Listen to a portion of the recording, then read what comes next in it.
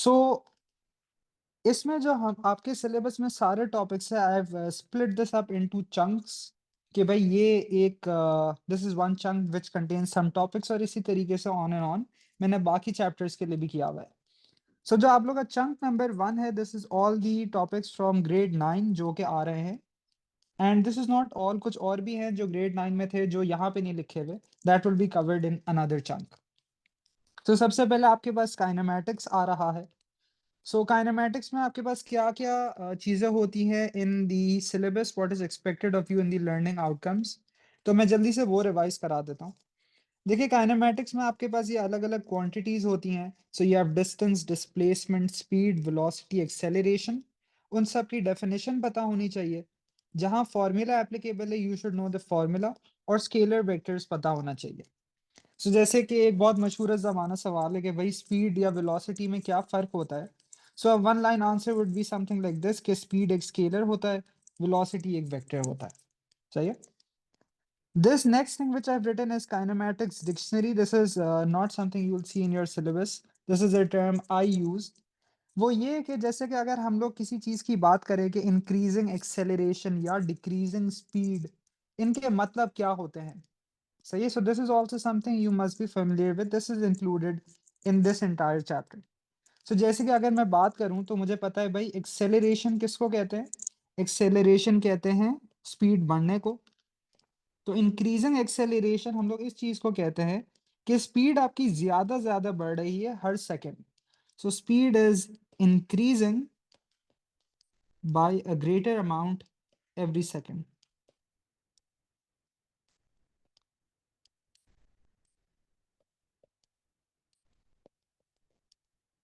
सो इसका मतलब अगर मैं स्पीड के टेबल्स की बात करूं तो स्पीड का टेबल कुछ ऐसा होगा कि भाई यू हैव सम स्पीड, पहले सेकंड में ये 0 से 5 हुआ, अगले सेकंड में 5 से 15 हुआ, फिर 15 से 30 हुआ।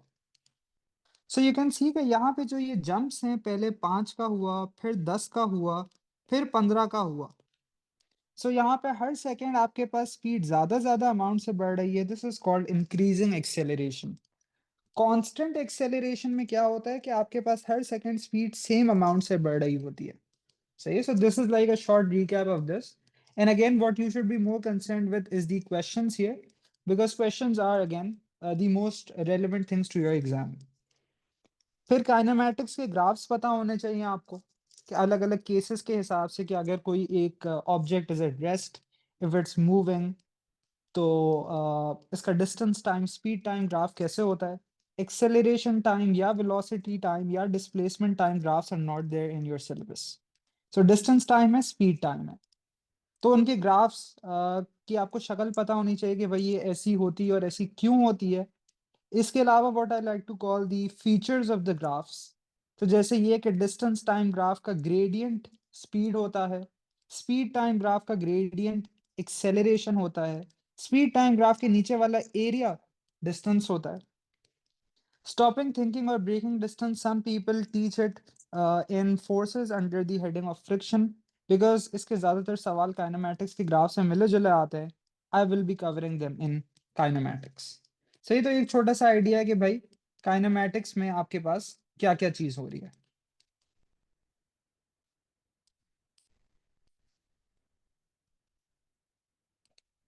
सही। सो मास वेट डेंसिटी का फिर आइडिया है।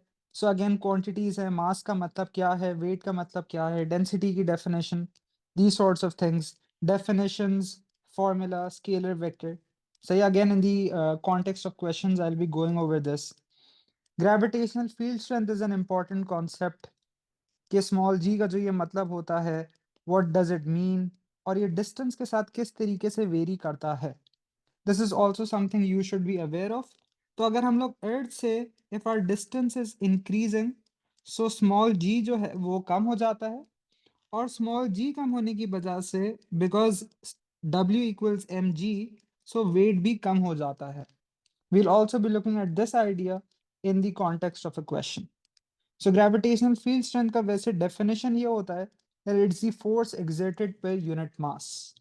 तो जैसे अर्थ पे जो ग्रेविटेशनल फील्ड स्ट्रेंथ होता है 9.8 न्यूटन पर केजी होता है, इसका मतलब ये है कि भाई अगर 1 केजी का ऑब्जेक्ट है, अर्थ उसमें 9.8 न्यूटन्स की फोर्स लगाएगा। सही, दिस इज द मीनिंग। अच्छा, actually let me just go through this in the context of some notes that I've made. यहाँ पे कुछ नोट्स बने हुए हैं, लेट मी शो दोस। सो यहाँ पे इसी तरीके से हमने ये बात की हुई है, मून का जो ग्रेविटेशनल फील्ड स्ट्रेंथ होता है वो 1.6 न्यूटन पर केजी होता है। सो जैसे अर्थ अगर किसी 1 केजी के ऑब्जेक्ट पे 9.8 न्यूटन का फोर्स लगा रहा था, मून उसी 1 केजी के ऑब्जेक्ट पे 1.6 का फोर्स लगा रहा है। सो वी कैन सी कि ये कम फोर्स लगा रहा है।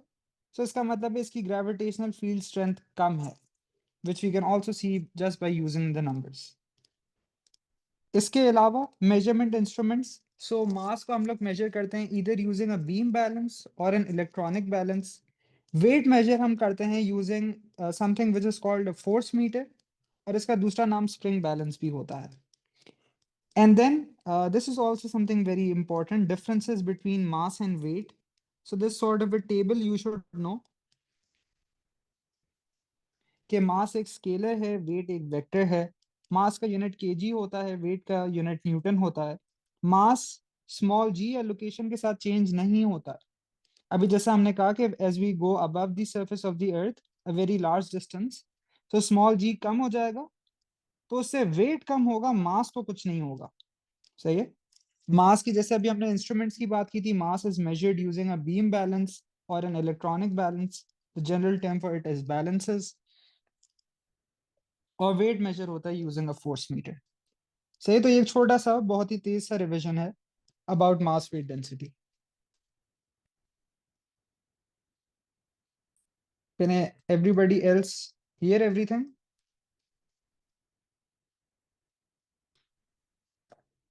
किसी और को तो मसला नहीं है?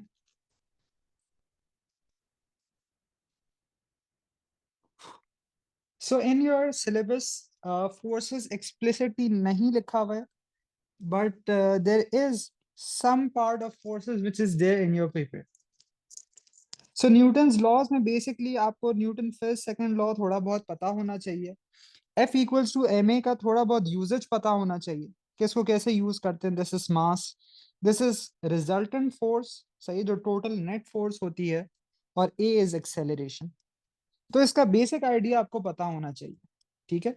Also something else which is that जिस डायरेक्शन में एक्सेलरेशन होता है, हमेशा उसी डायरेक्शन में फोर्स होता है। This is a very important thing.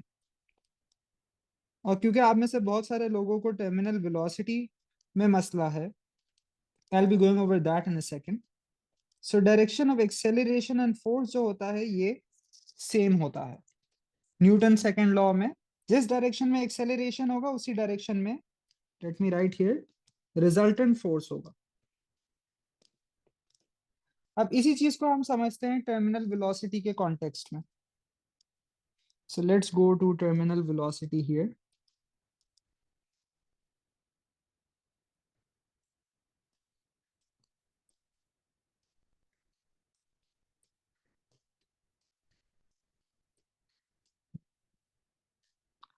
Let's start from here. सही है जी। सो हम लोग फ्री फॉल किस चीज को कहते हैं? जब एक ऑब्जेक्ट इस तरीके से गिर रहा हो कि उस पे जो only force which is acting is its own wait, इसको हम फ्री फॉल कहते हैं।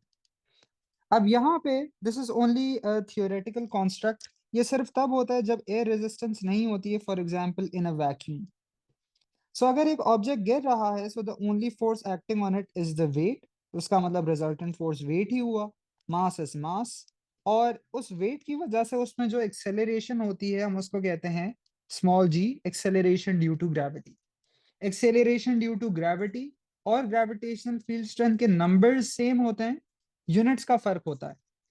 अगर हम लोग ग्रेविटेशनल फील्ड स्ट्रेंथ की बात कहेंगे तो हम कहेंगे 9.8 न्यूटन पर केजी, लेकिन अगर एक्सेलरेशन ड्यू टू ग्रेविटी कहेंगे हम कहेंगे 9.8 मीटर पर second square.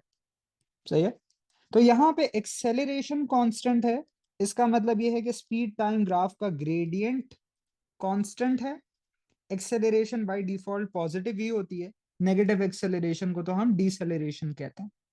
So positive constant gradient is the shape of a line.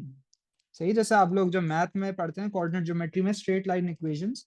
So straight line अगर उसका पॉजिटिव ग्रेडियंट होता है, positive and constant, so number like +2 और +5 और +7.5, सो आपके पास उस केस में अपवर्ड स्लोपिंग लाइन होता है उसका ग्रेडियंट। अब यहाँ पे अगर हम डिस्टेंस टाइम ग्राफ की शक्ल मालूम करना चाहते हैं, तो क्योंकि स्पीड बढ़ रही है तो ग्रेडियंट बढ़ रहा होता है। सो increasing gradient is something like this. How you can imagine this is that this is progressively getting steeper. आप लोगों को tangents का तो कॉन्सेप्ट हो गई। So as you can see कि आप अलग अलग पॉइंट्स पे tangent बनाए हैं, तो आगे जाते हुए वो tangents steep हो रहे हैं, जिसका मतलब है कि डिस्टेंस टाइम ग्राफ इस केस का ऐसा बनेगा। सही है। लेकिन टर्मिनल वेलोसिटी का आइडिया ये है कि भाई in real life air resistance negligible नहीं होता है। एग्जामिनर को कभी अगर आपको कहना होगा कि भाई आप एयर रेजिस्टेंस को कंसिडर करें, so he will give you one of those two hints. या वो कहेगा कि ये एक बहुत ये एयर में गिर रहा है, so this is a Q for you कि भाई आपने एयर रेजिस्टेंस को कंसिडर करना है। दूसरा वो ये कहेगा कि भाई वो बहुत ज्यादा हाइट से गिर रहा है, and this is basically a hint कि भाई टर्मिनल वेलोसिटी रीच हो चुकी होगी। अब हम लोग इसके स्टेप्स देखते हैं। तो सबसे पहले जब ऑब्जेक्ट गिरेगा तो उसकी कोई भी स्पीड नहीं है। अच्छा, तो यहाँ पे फोर्सेस में हम लोगों ने एक चीज पढ़ी होती है कि भाई एयर रेजिस्टेंस या जो ड्रैग फोर्स होता है, सो एयर रेजिस्टेंस हम कहते हैं the resistive force in air.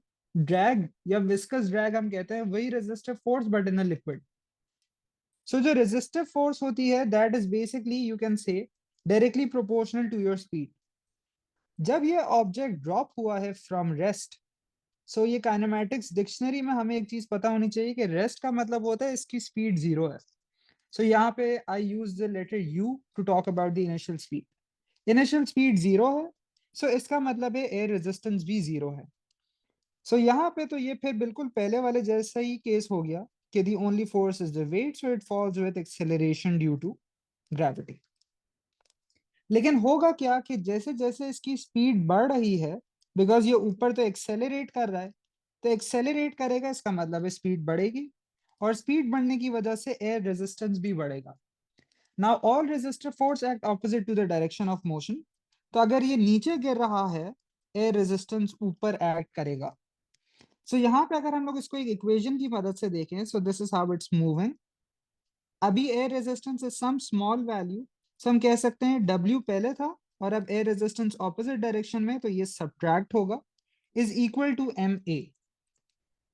अब यहाँ पे क्या होगा कि एयर रेजिस्टेंस इंक्रीज हो रही है, जिसकी वजह से रिजल्टेंट फोर्स यानी ऑल ऑफ दिस टर्म ये डिक्रीज होगा, और उसी वजह से एक्सेलरेशन भी डिक्रीज होगा। क्या एक्सेलरेशन डिक्रीज होने का मतलब है एक ऑब्जेक्ट स्लो होगा? The answer is no. Acceleration decrease होने का मतलब है speed is increasing at a decreasing rate. तो इसका मतलब कुछ ऐसा हुआ कि my values will be something like this, कि समझे पहले 0 से 10 हुआ, फिर 10 से 18 हुआ, 18 से 24 हुआ, and let's add one more कि ये 24 से 30 हो गया। सो सबसे पहले 10 से बड़ा, फिर 8 से बड़ा, फिर 6 से बड़ा, and actually let's make this 28, फिर ये 4 से बड़ा। सही है। सो यहाँ पे वो जो इंक्रीजेस हैं ये कम हो रहे हैं, लेकिन स्पीड थ्रू आउट बढ़ ही रही है, इंक्रीजेस आर गेटिंग स्मॉलर। ठीक है। So this is the meaning of decreasing acceleration. Speed अभी भी बढ़ ही रही है, तो इसका मतलब है एयर रेजिस्टेंस भी बढ़ ही रही है। सो एयर रेजिस्टेंस कब तक बढ़ती है? एयर रेजिस्टेंस बढ़ती है तब तक जब वो वेट के बराबर ना हो जाए। At that point resultant force भी 0 हो जाता है, जिसकी वजह से एक्सेलरेशन भी 0 हो जाता है। अब फिर हम कहते हैं ऑब्जेक्ट की कांस्टेंट या टर्मिनल वेलोसिटी हो चुकी है। अब यहाँ पे क्योंकि यहाँ पे एक्सेलरेशन कम हो रहा है, आपके पास ग्रेडियंट कम हो रहा होगा, तो ग्राफ फ्लैट हो रहा होगा। जब टर्मिनल वेलोसिटी रीच हो जाती है, तो उसके बाद वो स्पीड की एक कांस्टेंट वैल्यू हो जाती है। This is why the graph is like this. और इसी तरीके से डिस्टेंस टाइम है, पहले ग्रेडियंट बढ़ रहा था, फिर आपका स्पीड कांस्टेंट हो गया, तो डिस्टेंस टाइम ग्राफ का ग्रेडियंट कांस्टेंट हो गया। So it's a line like this, a straight line. अभी तक इसमें कोई मसला है तो प्लीज पूछें। because the next case is even more complicated.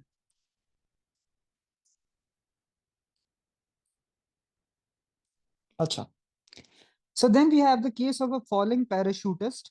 शुरू वाला सारा केस सेम है, आप लोग को मैंने नोट्स भी भेज दिए हैं, ये देखिएगा कि स्पीड शुरू में जीरो है, एयर रेजिस्टेंस जीरो है, फिर स्पीड बढ़ता है तो एयर रेजिस्टेंस बढ़ता है, अगेन एक्सेलरेशन डिक्रीज होती है लेकिन स्पीड बढ़ती रहती है, सो एयर रेजिस्टेंस भी बढ़ता रहता है, और फिर इसके पास पहली टर्मिनल वेलोसिटी रीच हो जाती है।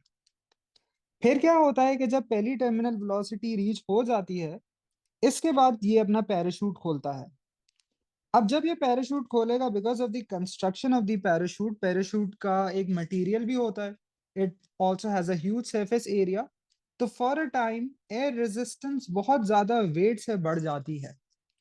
अब याद करें जो मैंने बताया कि रिजल्टेंट फोर्स और एक्सेलरेशन का हमेशा सेम डायरेक्शन होता है, यहाँ पे ऊपर वाली फोर्स नीचे वाली फोर्स से बड़ी है, सो एक्सेलरेशन ऊपर की तरफ होगा, while the object is still moving downwards। क्या इसका ये मतलब है कि ऑब्जेक्ट ऊपर मूव कर रहा है? Again the answer is no. Acceleration ऊपर है, वो मूव अभी भी नीचे कर रहा है, ऑब्जेक्ट स्लो डाउन हो रहा है, he is not moving up at any time during his journey. तो अब क्योंकि एक्सेलरेशन ऊपर है, he will slow down, so speed कम होगी, एयर रेजिस्टेंस कम होती रहेगी, और एयर रेजिस्टेंस इस वक्त तक कम हो जाएगी जब तक ये फिर से वेट के बराबर ना हो जाए। जब ये फिर से वेट के बराबर हो जाएगा तो आपके पास एक दूसरी टर्मिनल वेलोसिटी रीच हो जाएगी, which is shown in this diagram. चाहिए इस ग्राफ को भी देख लें और मुझे बताएं कोई मसला है तो हम लोग आगे बढ़ते हैं।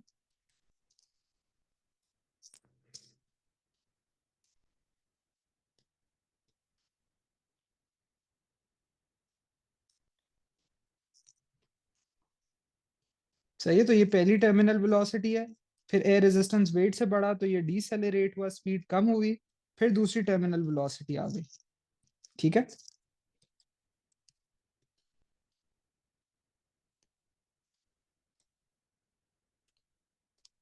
फिर ये Newton's laws, basic work energy power, stores of energy, यानी केमिकल एनर्जी, थर्मल एनर्जी, इस तरीके की चीजें, काइनेटिक पोटेंशियल एनर्जी, तो इनके फॉर्मूला पता होने चाहिए, इसकी अंडरस्टैंडिंग होनी चाहिए। Principal of conservation of energy is important, efficiency and power, and energy generation किस तरीके से होती है। दिस केस, अच्छा देखें, आप लोगों को यहां तक का हिस्सा समझ आया, because this is the same as the previous case. इतना समझ आया आप लोगों को? ये तो पुराना वाला ही है। ठीक है, अब इसके बाद क्या होगा कि जब आपका वो पैराशूट खुलेगा, तो एयर रेजिस्टेंस बहुत ज्यादा होगी ना as compare to the weight, so आपका एक्सेलरेशन ऊपर की तरफ है, वेलोसिटी नीचे की तरफ है। जब एक्सेलरेशन और वेलोसिटी का डायरेक्शन ऑपोजिट होगा तो डीसेलरेशन होगा। सही है, so air resistance is greater than the weight causing it to decelerate, ये स्लो होता रहेगा, तो इसका मतलब एयर रेजिस्टेंस कम होती रहेगी, और यहाँ पे फिर से एयर रेजिस्टेंस और वेट बराबर हो जाएंगे, इसका मतलब है दूसरी टर्मिनल वेलोसिटी रीच होगी। यस, एग्जैक्टली ऐसा ही होगा। whoever Sana Aman is, yes, this is how it would go. So we are running a bit short on time, so let's go towards the questions. So stopping thinking and breaking distance is an important thing. So इसकी definitions वगैरह भी पता होनी चाहिए। ये लिखा है stopping distance जो है दो चीजों से मिलके बना है, थिंकिंग डिस्टेंस और ब्रेकिंग डिस्टेंस। वो कह रहे हैं कि भाई ये ब्रेक लगा रहा है। By the way, thinking distance is the distance travelled from the time the rider decides that he has to apply the brakes to when he actually applies the brakes. And from the time when he applies the brakes to when the vehicle comes to rest is the braking distance. ठीक है, याद रखें कि ये distances हैं, times नहीं है। I mean, I was relying on you guys having notes of your own, but if you want, I'll send notes related to this after the session. Reaction time के बारे में क्या पूछ रही हैं? देखिए, reaction time is just the time it takes to react to something, right? So हाँ, it's not there's no set definition for it. पहले पार्ट में पूछ रहा है state the energy change that occurs during braking, तो यहाँ पे इसके पास कोई ना कोई मूव कर रहा है, इसकी कोई ना कोई स्पीड है, so it has kinetic energy, और फिर वो आके रुक जाएगा। So that must be transmitted to thermal energy of the brakes, कि ब्रेक्स और जो टायर्स हैं they must be getting heated. So you will simply say kinetic energy जो है this will turn into thermal energy. Yes, you can also write sound, but most of it will be thermal. अब ये देखना, a ball rolls in front of a cyclist at time t equals to 0, the cyclist breaks and comes to rest. ये सारा आप लोगों ने पहले भी देखा होगा। पहले वो पूछ रहा है रिएक्शन टाइम कितना है, तो भाई t इक्वल्स टू 0 पे उसके सामने बॉल आ गई थी, सो उसको पता चल गया कि भाई ब्रेक लगाना है। लेकिन वो ब्रेक लगाता कब है? वो ब्रेक इस टाइम पे लगाता है, सही है, दिस लाइन हियर। सो वो ब्रेक इस वक्त लगाता है।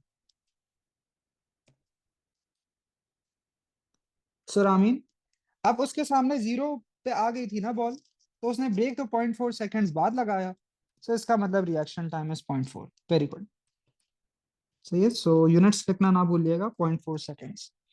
Using 12.2 calculate the thinking distance. So thinking distance का मतलब है कि भाई ये जो उसने सोचते सोचते जो सारा ये डिस्टेंस ट्रैवल किया है, ये सारा का सारा थिंकिंग डिस्टेंस है, सही है। थिंकिंग डिस्टेंस इसी को तो कहते हैं ना, जब उसने सोचा ब्रेक लगाना है, to when he actually applies the brakes. So it's the area of this rectangle. This is 7, this is 0.4. So you'll just do area is the distance. So 7 times 0.4, I think it's 2.8. Yes. So 2.8 meters distance आ गया। State how the braking distance is found. वो सिर्फ पूछ रहा है कैसे निकालेंगे, वो आपको ये नहीं कह रहा कि निकाल के बताएं। सो यहाँ पे आप सिंपली ये कह दें कि भाई ब्रेकिंग डिस्टेंस कौन सा होता है, ब्रेक लगने से to when the car or the vehicle comes to rest. So it's basically the area under the curve from 0.4 to 2.4 seconds. सिर्फ ये कहते हैं, एक और मार्क मिल गया। So area under graph from 0.4 to 2.4 seconds. On another occasion, the same cyclist travels at an initial speed of 5. तो पहले उसकी initial speed 7 थी, अब 5 हो गई है। Ball rolls in front of the cycle at the time t equals to 0. The cyclist has the same reaction time and the deceleration of the cycle is the same as in 12.2. Draw the new speed time graph. So अब ये 7 से नहीं, ये 5 से start कर रहा है, और वो कह रहा है कि भाई वही 0.4 सेकंड बाद ब्रेक लगाएगा। तो पहला हिस्सा जो है ग्राफ का वो तो ऐसे ही होगा, है ना। 5 से स्टार्ट हुआ, 0.4 सेकंड दिए, फिर उसने ब्रेक लगाया। अब वो कह रहे हैं डीसेलेरेशन सेम है, so will the graph B something like this, कुछ ऐसा होगा, क्या ख्याल है? Will it be something like this?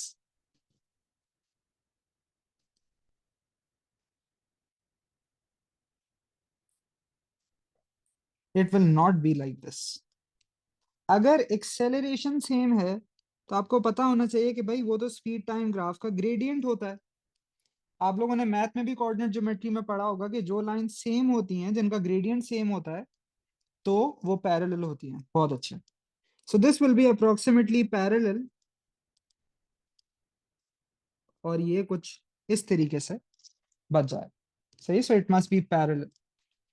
Very good, आगे बढ़ते हैं। Braking distance is longer when the cyclist stops on a wet road. Explain why. Again, इसकी भी एक बहुत ही सिंपल सी, कौन सा वाला पार्ट, एक्सेलरेशन वाला। देखें ना, अगर पैरेलल है, सो अगर एक्सेलरेशन उसने कहा डीसेलरेशन सेम है, तो इसका मतलब ग्रेडियंट्स के हिसाब से ये पैरेलल होगा, सही है। Parallel lines have the same gradient ना, so this is why I made it like that. So आप कहेंगे कि भाई first point exactly what Rami is saying, कि फ्रिक्शन इज लेस, लेकिन यहाँ पे थोड़ा सा और स्पेसिफाई करें कि it's between the tyres and the road. तो आप कहेंगे it will be harder to stop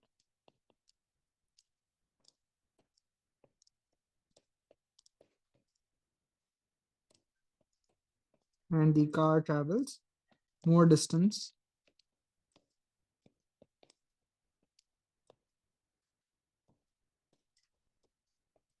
while braking.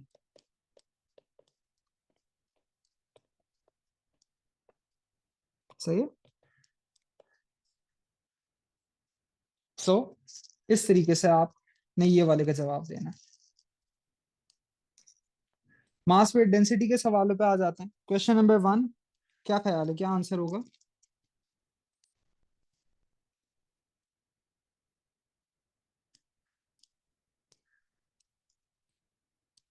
10,000 metre ऊपर जा रहा है तो हमें पता है कि स्मॉल जी कम होगा, और स्मॉल जी कम होने की वजह से डब्ल्यू कम होगा.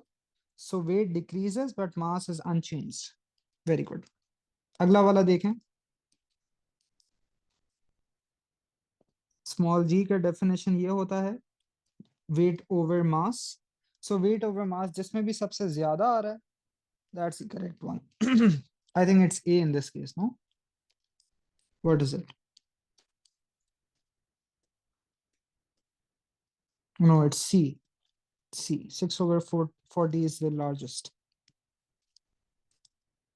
नो सॉरी, प्लीज मुझे बता दें ये जल्दी से क्या आ रहा है. I don't have a calculator with me. Weight over mass 2/20 would obviously be 0.1. 4/30 क्या होगा? 0.13. 6/40 0.15. और 8/50 0.16. Yes, D. इस तरीके का सवाल you should also be able to do. So on earth surface ये आपको 10 दिया हुआ है, ऑन मार्स इतना है. वेट ऑन अर्थ दिया हुआ है. सो अगर if you have weight on earth, so you can use W equals mg. सही है. So mass would be 2000/10. So that's 200 kg. Mass तो लोकेशन के साथ चेंज नहीं होता है. So for weight on Mars you would take the mass multiplied by small g on Mars. सही है. Two cylinders are made of copper. Height इसकी इतनी है, डायमीटर इसका इतना है. कौन सा स्टेटमेंट ठीक होगा? ये स्टेटमेंट ठीक होगा. Because density is a material property, it does not depend on dimensions. It depends on the type of material the object is made out of. सही है. ये वाला I think this is also pretty straight forward. पहले volume 15 था, बाद में 75 हो गया. इसका मतलब स्टोन का volume is 60. So 90/60, that would be 1.5. इसमें कोई मसला, वरना आगे जाएं. You guys are being awfully quiet now.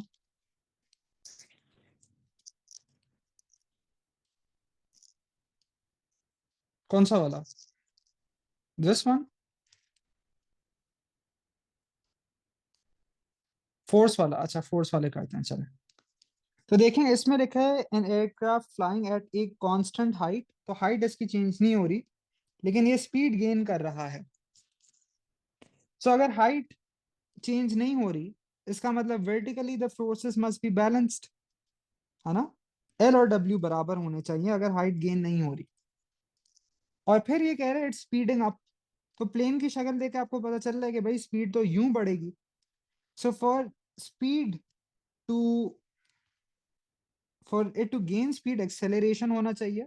और आपको पता है न्यूटन सेकेंड लॉ से कि एक्सेलरेशन और force are always in the same direction.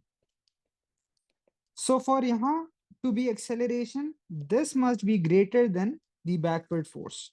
So T must be greater than R. So it's C. ठीक है, good. How about this one? A steel ball.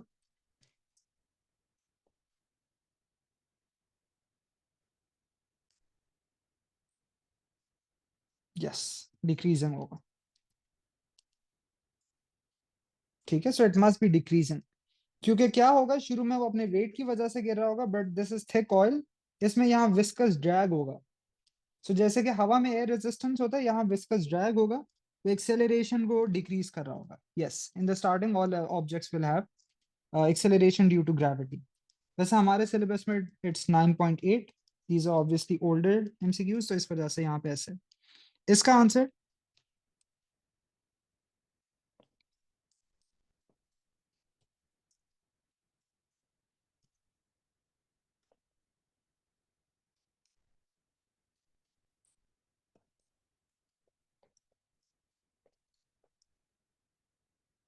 सही है। You have a car, you have a trailer.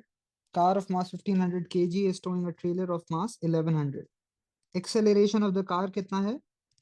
1.30 है।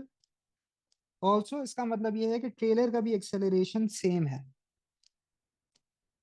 सही है। What is the driving force on the car? So यहाँ पे क्या है? Ignoring friction and air resistance. So यहाँ पे ये जो ड्राइविंग फोर्स है वो इन दोनों को आगे लेकर जा रहा है। सही है। So it's the total mass, so 2600 times 1.3। ये जो फोर्स लग रही है, ये सिर्फ अपने आप को नहीं खींच रहा है, ये पीछे से ट्रेलर को भी खींच रहा है। This one, the answer is this by the way. यहाँ पे अभी अगर आप देखें तो the force is the resultant is 6 to the right, for there to be 3 to the left, इसका मतलब है there must be 9 to the left. Yes, that's how we work. अगर फोर्सेस सेम डायरेक्शन में, हम ऐड करते हैं। What is the max possible resultant? इसका answer, max possible के लिए you will add, minimum possible के लिए यू विल सब्ट्रैक्ट। अगर यहाँ पे ये पूछता कि कौन सा रिजल्टेंट पॉसिबल ही नहीं है, तो 1 is the minimum possible, 4 minus 3 1, 4 plus 3 max 7, 12 possible नहीं है। ये देखें, an engine pulls a truck at a constant speed on a level track, length brakes, driving force on the engine remains the same, kind of similar to what we were just doing। सो यहाँ पे क्या होगा कि भाई अगर आपके पास पहले engine ही force लगा रहे हैं, ये तो सिर्फ खिंचा चला आ रहा है, तो जब ये फोर्स लगा रहा है, पहले ये खुद को भी खींच रहा है, ट्रक को भी खींच रहा है। सही, पहले कांस्टेंट स्पीड थी, अब वो उसी फोर्स से सिर्फ अपना मास खींच रहा होगा ना। सो अगर मैं इक्वेशन लिखूं F equals to M A, दोनों पे सेम फोर्स लगा रहा है, अगर मास कम हो गया इसका मतलब एक्सेलरेशन बढ़ गई होगी। So the engine will speed up and the truck will slow down, it won't stop immediately. सही, फ्रिक्शन की वजह से स्लो डाउन करेगा ग्रेजुअली। अब आ जाते हैं वर्क एनर्जी पावर के सवालों पे। Efficiency is, I think, something you guys have a lot of problems with. So let me do a question on that. Some solar panels have a total area of 12 meters square. Each 1 meter square of the panels receive 0.85 kilojoules of energy from the sun in 1 second. इतना energy in 1 second का मतलब है this is basically 0.85 kilowatt. क्यों? Because power is energy over time. If you have 0.85 kilojoules coming in 1 second, इसका मतलब है this is 0.85 kilowatts। सही है। तो ये 1 मीटर स्क्वायर का है, हमारे पास तो 12 मीटर स्क्वायर है। So multiply this by 12, late me no ये कितना आता है। 0.85 टाइम्स 12, 10.2 किलोवाट। ये क्या है? ये इनपुट पावर है, इन्हें इतनी मिल रही है सन से। Efficiency is this much. So efficiency का formula in either terms of power or of energy, it's output over input and times 100 to write this as a percentage. सही है। So यहाँ पे this is 16 equals power out, which is power out is what we have to find, times 100 over power in कितना है? 10.2. So just do 10.2 times 0.16. So that turns out to be,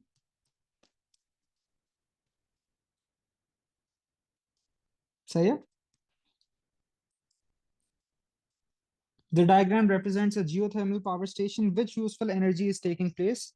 Geothermal क्या करता है कि it pumps water below the ground और फिर वो जो steam और hot water produce होता है उसकी मदद से टर्बाइन घुमाता है.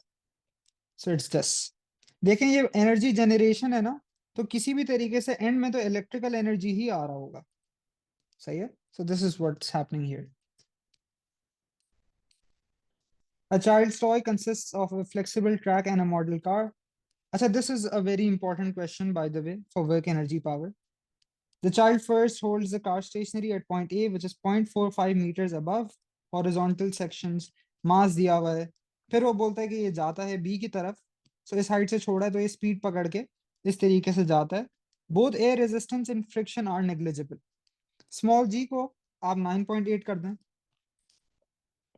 Calculate the change in gravitational potential energy as it travels from A to B. आपको पता है A से B आएगा, हाइट कम होगी तो ग्रेविटेशनल पोटेंशियल एनर्जी वैसे कम होगी, लेकिन यहाँ ये सिर्फ चेंज कह रहा है. So this is the formula mg delta h. M is 0.12, g is 9.81 और h कितना है 0.45. So this is what.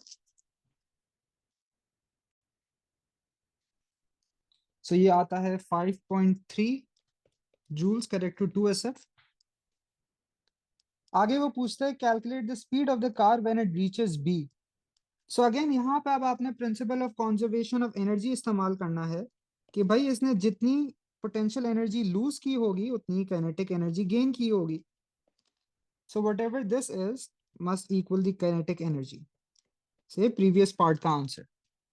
Yes. So it's what 5.2974 exactly. 5.2974.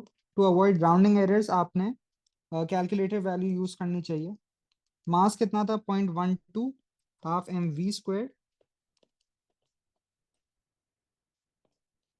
सो इससे अगर आप v निकाल लें, सो 5.2 answer times 2 divide by 0.12 square root of the answer. तो ये आता है 9.39 और 9.4 मीटर पर सेकंड करेक्ट टू 2sf. अच्छा, अब ये जो पार्ट है ये वाले अच्छे पार्ट हैं. This is exactly why I give this question. Explain in terms of energy why the car does not go past D, which is also 0.45 meters above the horizontal track.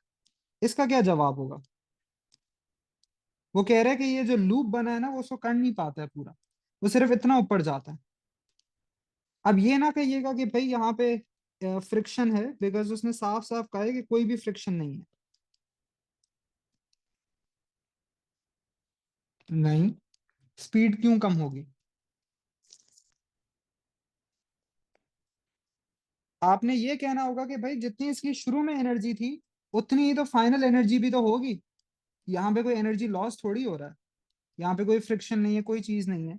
So the final GPE which is basically at D, it cannot be greater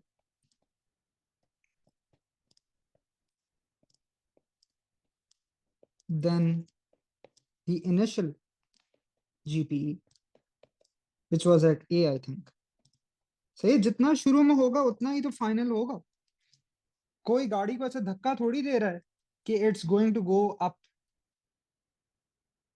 सही है. तो जितना यहाँ पे जितनी ये energy है उतनी ही ये एनर्जी भी होगी. सही है, इससे ज्यादा नहीं हो सकती ना.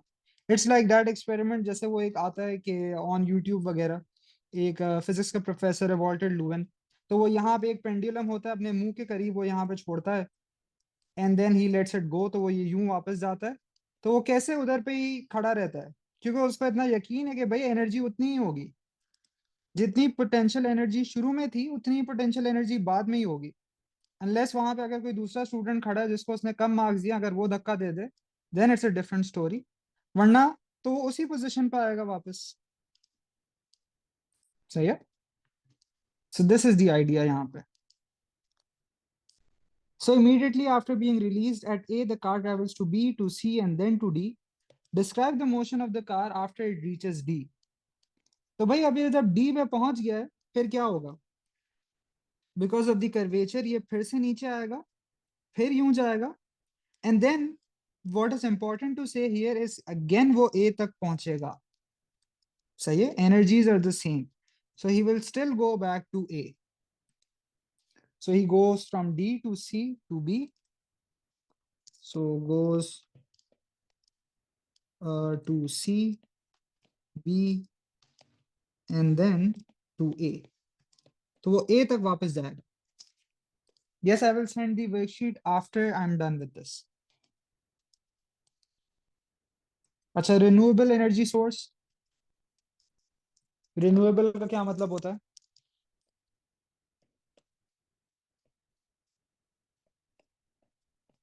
Does not run out.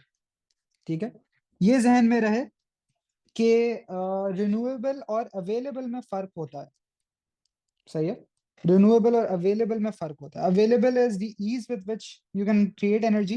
Renewable is के क्या it can, is it sustainable कि आप उसको फॉर द लॉन्ग रन कर सकते हैं, क्या वो खत्म तो नहीं होगा. That's this. State the name of one other renewable energy resource source. So solar लिख दें, हाइड्रो इलेक्ट्रिक लिख दें, anything works. State one method of generating electricity that contains a large amount of global warming. So आप कहते हैं भाई coal, oil, gas कहते हैं, या फिर you can also write fossil fuels. Describe in outline how the method you have chosen causes a significant amount of global warming. You can say कि carbon dioxide जैसे produce होती है, so it traps heat. You can talk about the greenhouse effect. सही है, इस तरीके से कोई चीज. देखिए, एश तो प्रोड्यूस हो रही है, but you also have to talk about global warming ना. तो उसमें you need to talk about that उस तरीके से. तो ये आप कार्बन डाइऑक्साइड की प्रोडक्शन की बात कर सकते हैं, या आप कह सकते हैं कि the gases produce trap heat, that sort of a thing. ये वाला आपने यूज करना होगा, E K equals half M V square. सही है, ये 30 मिनट के हिसाब से है. तो ये कितना आता है मुझे ये बता दें. Half into 4.2 into 10 to the 7 और 15 का स्क्वायर. सही है, so this is 4.725 into 10 to the 9. सही है, ये जूल्स है. लेकिन आपको पता है, अगर पावर निकालनी होती तो आपको ये 30 मिनट दिया हुआ है, आप इससे डिवाइड कर दें. तो बाद में इसने ये पूछा electrical energy output from the turbine in 30 minutes. सही है, सो दिस इज व्हाट. ये पावर दिया हुआ है इसने आपको. सो वो आपसे एनर्जी पूछ रहा है. सो सिंपली फॉर्मूले को रीअरेंज कर दें. Energy is power times time, 8.4 into 10 to the 5. एक चीज याद रखें कि टाइम में minutes is not an SI unit, you have to further convert this into seconds. So 8.4 into 10 to the 5 into 30 into 60. This is 1.512 into 10 to the 9. So obviously जब आपने answers लिखने होंगे आप लोग 3 SF में लिखिएगा. Efficiency. So output over input. This is output. This जो turbine को चला रहा था ये इनपुट था. So यहाँ पे E out over E in times 100. 1.512, 4.725. 10 to the 9 लिखने की जरूरत नहीं है, वैसे भी कैंसिल हो जाएंगे. So 1.512, 4.725 times 100. So exactly 32% आता है. इसमें कोई मसला? Because I know efficiency is a concept you guys struggle with. ठीक है. So now we are moving on to chunk 2. Chunk 1 में थोड़ा सा more than expected time निकल चुका है. खैर, so kinetic energy, kinetic model of matter में आपको क्या क्या पता होना चाहिए. This is the first chapter in this chunk. तो बेसिक्स पता होनी चाहिए. ये कि अलग अलग स्टेट्स ऑफ मैटर में आपके पास स्पेसिंग किस तरीके से होती है, how does that lead to different properties. So in terms of arrangement and the movement of molecules आपको पता होना चाहिए. ठीक है, let me show you something here. Again I will try to send these over आज.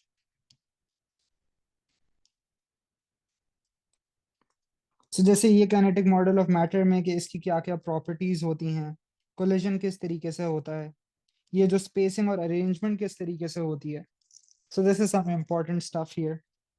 How that leads to different properties, कि solid का fix shape क्यों होता है, लिक्विड्स का क्यों नहीं होता है. That's this reason. लिक्विड का फिक्स वॉल्यूम क्यों होता है, गैसेस का क्यों नहीं होता है. So that sort of a thing, this is very important. सही है. सो ये सारी चीजें. फिर टेम्परेचर की जो रीजनिंग होती है कि भाई टेम्परेचर क्या होता है, it's a measure of the average kinetic energy. जितना ज्यादा टेम्परेचर होता है उतना तेज पार्टिकल्स मूव करते हैं. एब्सोल्यूट जीरो कौन सा होता है? एब्सोल्यूट जीरो वो होता है जहां पे आपके पास पार्टिकल्स का सबसे कम अमाउंट ऑफ काइनेटिक एनर्जी होता है. और this is how you convert. Pressure एक एक्सर्ट होता है by the movement of the particles. ये उसकी रीजनिंग लिखी हुई है यहाँ पे. This is very important bye the वे, कि एमएम में ये वाली चीजें इंपॉर्टेंट है. सो फोर्स होगा, इस वजह से प्रेशर होता है. प्रेशर, वॉल्यूम, टेम्परेचर का जो ये ट्रायंगल सा होता है. सो इसमें क्या क्या कंडीशंस ट्रू होनी चाहिए. अगर हम किसी भी दो वेरिएबल की बात करें, तीसरा कांस्टेंट होना चाहिए और गैस का मास फिक्स्ड होना चाहिए. प्रेशर, टेम्परेचर की अगर हम बात करते हैं, सो टेम्परेचर जब जब बढ़ता है, काइनेटिक एनर्जी पार्टिकल्स का बढ़ता है. आप लोगों ने क्योंकि वेव्स पढ़ा, you know particles move further, तो एम्पलीट्यूड ज्यादा होता है. फास्टर जो होता है इसमें फ्रीक्वेंसी ज्यादा होती है. So they move further and faster. ये चीज कहना बहुत जरूरी है कि particles collide more frequently with the walls. मतलब उतने ही टाइम में अब ज्यादा कोलिजन होगी, इस वजह से ज्यादा फोर्स और ज्यादा प्रेशर एक्सर्ट होता है. These graphs are also very very important. अगर आपका टेम्परेचर इन केल्विन होगा, ये आपका straight line passing through origin होगा, because pressure is proportional to temperature. लेकिन ये वाली जो वैल्यू है, दिस इज बेसिकली 0 केल्विन. अगर यही ग्राफ आपने बनाना होगा versus the degree centigrade, degree Celsius वाला स्केल, तो ये ग्राफ कुछ इस तरीके से पीछे जाएगा, because 0 kelvin is the same as -273. This is very important. सही है. इसी तरीके से वॉल्यूम टेम्परेचर का, कि भाई वॉल्यूम बढ़ेगा, सो जब ये फर्दर एंड फास्टर होते हैं, क्योंकि ये दूर दूर हो जाते हैं, so they occupy more space, known as thermal expansion. Again, अगर टेम्परेचर केल्विन में है, it's going to be a straight line. अगर डिग्री सेंटीग्रेड में, तो ये पीछे जाएगा अप टिल -273. कुछ कुछ सवालों में ऐसा होता है कि वो सिर्फ आपको ग्राफ का इतना हिस्सा देते हैं. तो अगर डिग्री सेल्सियस वाला हुआ, so it's going to be like this. अगर इसको पीछे ले जाएं तो इधर आके लगेगा. Pressure, volume. अच्छा, प्रेशर वॉल्यूम में एक बहुत जरूरी चीज अगर इसकी रीजनिंग आती है, तो ये नहीं बोलिएगा कि particles move faster. Particles only move faster जब टेम्परेचर को कुछ होता है. यहाँ पे तो अगर हम प्रेशर वॉल्यूम की बात कर रहे हैं, इसका मतलब टेम्परेचर कांस्टेंट है. ठीक है. सो वॉल्यूम डिक्रीजेस, पार्टिकल्स कम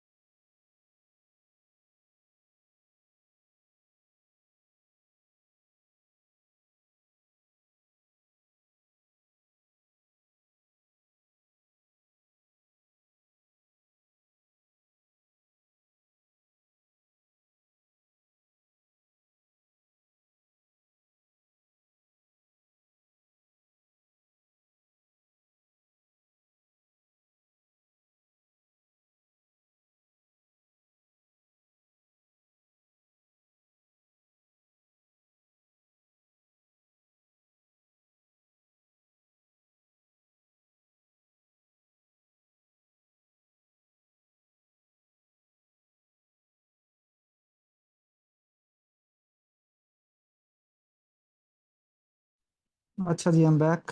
सॉरी, इंटरनेट इश्यूज। अच्छा जी, am I audible now?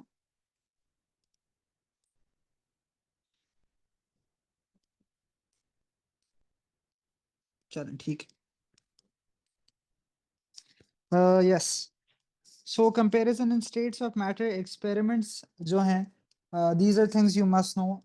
Conduction में दो एक्सपेरिमेंट हैं, and let me take you to your notes, although I'm pretty sure you have them. ये दो एक्सपेरिमेंट्स की मैं बात कर रहा हूँ, these two. One is one जिसमें हम लोग कंडक्टर्स देख रहे होते हैं। सबसे अच्छा कंडक्टर वो होता है जिसमें ये मैच स्टिक सबसे पहले गिर जाता है। सबसे बुरा कंडक्टर वो होता है, मतलब obviously if somebody asks you which one is the worst conductor, also that would make it the best insulator, इसमें ये सबसे आखिरी गिरता है। और ये वाला है कि to show what is a poor conductor, तो ये वाला experiment we also done. Yes I will, yes I will, I will. ठीक है, कहाँ थे हम? यस। कन्वेक्शन में भी प्रोसेस जो है, सो जो मैं आप लोगों को एक बार बार एक फ्लो चार्ट सा बताता था कि भाई पहले आप बात करें कि टेम्परेचर को क्या हो रहा है, then you talk about volume को क्या होगा, then you talk about density को क्या होगा, फिर आप बताएं सिंकिंग होगा या राइजिंग होगा। एग्जाम्पल्स। एंड इसका जो एक्सपेरिमेंट है सिर्फ वो पोटेशियम परमैंगनेट वाला, कि जो हम लोग कहते हैं ना कि वो कलर आहिस्ता आहिस्ता वो पर्पलिश स्ट्रीम्स जो हैं आहिस्ता आहिस्ता वो पूरे सॉल्यूशन को पर्पल बना देगा। Examples, especially the ones which are in context of air conditioners and heaters, ये बहुत important है। Air pockets वाला idea is very important, कि भाई अगर air pocket होता है so air is a poor conductor, तो conduction से heat loss कम हो जाता है। अगर air pocket होता है तो convection से भी heat loss कम हो जाता है, जब आपके पास because air is not flowing freely। Radiation की यही सारी चीजें, theory, medium, examples. Factors is obviously the most important thing. Dull black, shiny white, surface area से कैसे फर्क पड़ता है, टेम्परेचर से कैसे फर्क पड़ता है, वो सारी चीजें। फिर वेव्स वाला हिस्सा, so transverse versus longitudinal representation के पीक्स और ट्रफ्स, कंप्रेशन और रेयरफैक्शन। वेव के graphs are very very important, remember हम लोगों ने पास्ट पेपर्स में इसकी बहुत ज़्यादा प्रैक्टिस की थी कि distance time, displacement time. Distance time से आप वेव लेंथ निकाल सकते हैं, टाइम पीरियड नहीं निकाल सकते।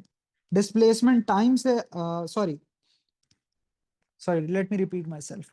डिस्प्लेसमेंट डिस्टेंस से you can find wavelength, not the time period. Displacement time से you can find the time period and hence also the frequency, but not the wavelength. Waves की terms, reflection refraction drawing, reflection refraction diffraction की drawings, direction कैसे change होती है और उसमें क्या क्या चेंज होता है। सब की एमएम के कुछ सवाल देख लेते हैं। This will help you in जो आपके पास कल एमसीक्यूज वाला पार्ट होगा, these are very similar to that. According to kinetic theory, matter is made up of very small particles in a constant state of motion, which row best describes the particle behavior in the liquid state। Liquids में बहुत सारे आप लोगों को लगता है कि forces week होती है, दैट्स नॉट ट्रू। लिक्विड्स में you have still very strong forces of attraction. अगर सॉलिड की फोर्सेस ऑफ अट्रैक्शन को मैं 10 कह रहा हूँ और गैसेस को 1 कह रहा हूँ, so liquids is not like 5, it's more like 8। So इसमें फिर भी स्ट्रॉन्ग होता है, and these do not vibrate. सही है, vibrate to and fro around a fixed position, sorry it's not this, move randomly at high speed, ये gases का होता है। This is what is there in liquids, कि आपके पास जो layers हैं these can slide over। End of a bicycle pump is sealed, temperature does not change। सही है, तो इसका मतलब जो हमने वो एक ट्रायंगल पढ़ा था पी वी और टी का, अगर टेम्परेचर चेंज नहीं हो रहा तो अब ये हमसे आगे बात करेगा प्रेशर और वॉल्यूम की। वो कह रहा है वॉल्यूम 1/4 हो रहा है, so volume becomes 1/4 of the original value. तो हमें पता है pressure is inversely proportional to volume, so अगर वॉल्यूम 1/4 हुआ है, pressure would become 4 times of its value. सही है। प्लीज इसमें अगर कोई मसले हैं तो पूछें। तो देखें अभी मैंने इसको हल्का से रिव्यू कराया ना KMM को। मैंने कहा है PV equals to a constant या P1 V1 equals to P2 V2 is also इसी इक्वेशन की एक और शक्ल। नीचे देखते हैं अगर कोई सवाल आएंगे तो लेट्स लुक एट दैट। अब ये उसी से मिलता जुलता सवाल है। वो कह रहे हैं piston moves in, volume decreases, temperature stays the same, what happens to the gas pressure? Volume decrease होगा, प्रेशर इंक्रीज होगा। सही है। So molecules collide more frequently. इस केस में आप ये नहीं कहेंगे मॉलिक्यूल्स मूव फास्टर। ये बहुत जरूरी चीज है। अक्सर जो गलत ऑप्शन जो बच्चे करते हैं वो ये करते हैं, वॉल्यूम कम हो रहा है, उसने कहा है टेम्परेचर सेम है, तो वो फास्ट मूव नहीं करेंगे। वो जो स्पीड से मूव करते हैं that is determined by the temperature. This statement about particles in a liquid is correct. The answer for this one is this. सही है। Vibrate about a fix point नहीं करते, स्टेशनरी भी नहीं होता, सबकी स्पीड सेम भी नहीं होती। They move at random. This is something that would apply to solids, liquids, and gases, all of these. Gas is enclosed in a container of fixed volume. Gas gains heat energy. What happens to the molecules of the gas? इसके बारे में क्या ख्याल है?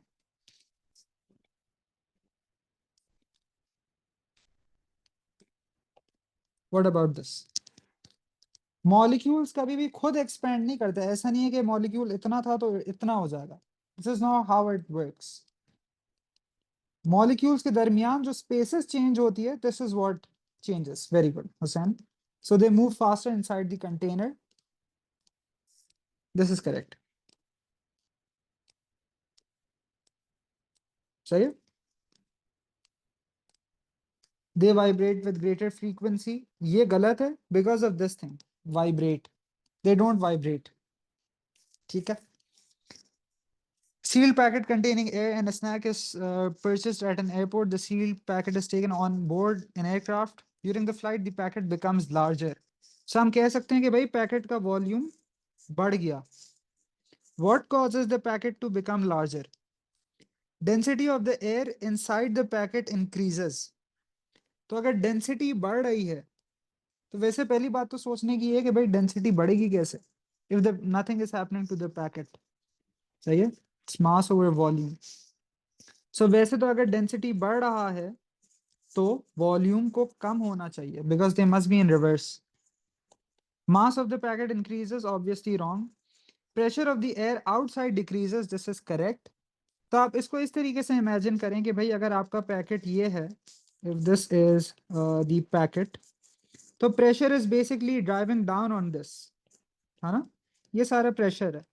So if it's now going to push less on this, so this will get bigger. Volume of air inside decreases, ये गलत है। अगर वो कह रहा है कि वो बड़ा हो रहा है, इसका मतलब है volume is increasing. Seal container pressure increases, pressure increase होगा तो क्या होगा? सही है। ट्रांसफर ऑफ थर्मल एनर्जी पे आ जाते हैं। इसमें बच्चों कोई और सवाल KMM में? I know you guys are bit worried about grade 9 topics, इस वजह से मैं पूछ रहा हूँ। KMM में कोई सवाल? नो?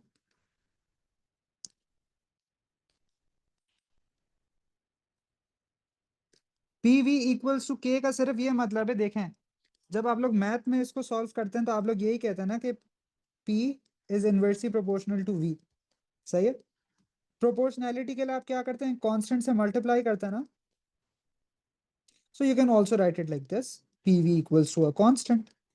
और ये PV equals to a constant का क्या मतलब है कि चाहे कोई भी प्रेशर और वॉल्यूम्स की वैल्यूज हो, दोनों का प्रोडक्ट हमेशा सेम रहेगा।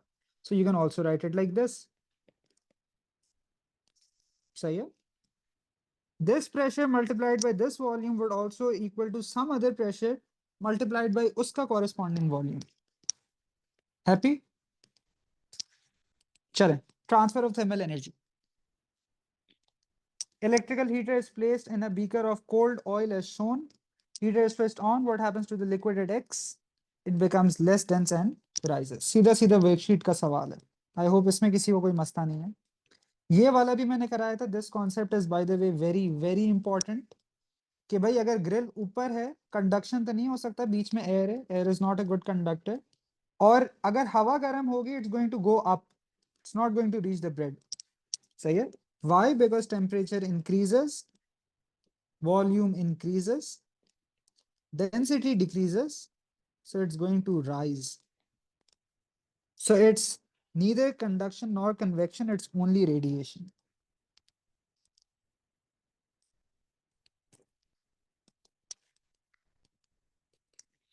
Infrared radiation can travel in everything. इसका था ये वाला, क्योंकि अगर आपका टेम्परेचर सॉरी सरफेस एरिया ज्यादा होगा सो रेट ऑफ रेडिएशन ज्यादा होगा, and this is painted black, तो इसका मतलब ये ज्यादा हीट बाहर फेंक रहा है। Again in this case you need to be very off के यहाँ पे क्या चीज गर्म है क्या चीज ठंडी है, इसमें गर्म पानी है, so for it to cool fastest ये ज्यादा से ज्यादा बाहर फेंक रहा हो हीट। कन्वेक्शन करंट में हीटिंग के लिए हीटिंग हमेशा नीचे से होती है, कूलिंग ऊपर से होती है, which is why in room heater नीचे होता है और एसी ऊपर होता है। यहाँ पे इसने आपको नीचे वाले ये दो ऑप्शंस दिख रहे हैं, but the air is moving like this. सही है, तो ये डीप एंड नीचे आ रही है, इसका मतलब ए से ऊपर जा रही होगी, so it must be heated at A. ये वाला भी मैंने आप लोगों को बहुत तफसील में कराया था 2-3 बार। So cooling must be at the top, heating must be at the bottom. So heating at X तो नहीं नजर आ रहा, कूलिंग एट वाई नजर आ रहा है, so it's this one.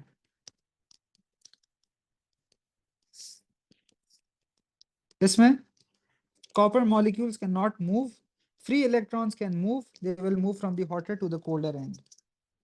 Heat cannot easily escape, अच्छा insulated, traps air। सही है, तो वो conduction convection से कैसे heat loss कम करता है। Then this question, ये वाला भी मैंने बहुत तफसील में कराया था, I've just put this in here just so you know कि भाई इसका this is important, ठीक है। So this I did in all the classes। ये अच्छा सवाल है एक, this is not in your worksheet, I don't think so। So इसमें लिखा है man standing underneath N outdoor heater on a cold evening, this state the form of energy stored in the gas that is transferred by the heater. तो भाई gas में होती है chemical energy, सही है, on burning it releases that chemical energy. अच्छा अब ये पार्ट इज कि कैसे थर्मल एनर्जी ट्रांसफर होता है from the screen to the man. Again इसमें भी बहुत वही कॉन्सेप्ट्स इस्तेमाल होंगे। पहला सवाल ये, क्या यहाँ पे कंडक्शन हो सकता है? Can there be conduction here? Because all of this is air. So conduction तो नहीं हो सकता। क्या convection हो सकता है? No. If this is the red hot screen, इसका मतलब है हवा यहां से भी ऊपर ही जाएगी, जो अभी अभी मैंने बात बताई थी। सो यहाँ पे कंडक्शन भी नहीं होगा, कन्वेक्शन भी नहीं होगा। सो यहाँ पे भी you just need to talk about radiation. Radiation का जो भी सवाल आएगा आंखें बंद करके लिख दें कि radiation is heat energy transferred, heat energy transferred by infrared waves. अब तो आप लोगों ने वेव्स पढ़ लिया है,